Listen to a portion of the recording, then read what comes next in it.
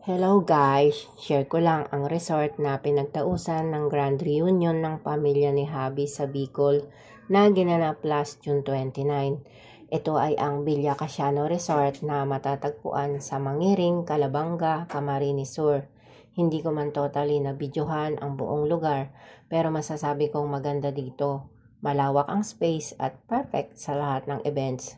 May malaki at maliit silang stage para sa event. Depende sa capacity ng tao. Depende na rin sa choices ng magre-rent, ganun din ng kanilang bulsa.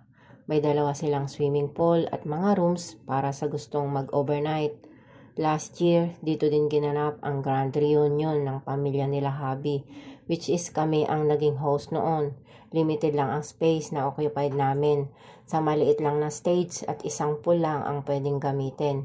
Ngunit bumawi naman this year. Sa malaking stage na kami at lahat ng pool occupied na namin. At may 2 rooms na naka-reserve sa aming taga Maynila. Sobrang laki kasi ng pamilya nila Habi mula sa lolo at lola nila hanggang sa kanilang mga anak at kaapu-apuhan. Kaya kasyang-kasya kami rito. Kahit yung iba hindi nakapag-attend. Masarap sa mata ang luntiang paligid. Masasabi kong bongga ang naging event nila this year. Maraming pagkain at mga papremyo. May sarili din silang photographer. Maraming salamat sa mga bigating sponsors na umuwi this year. Nag-enjoy ang lahat. See you next year. Ito nga pala yung mga rooms na pwede mong i-rent kapag gusto mong mag-overnight.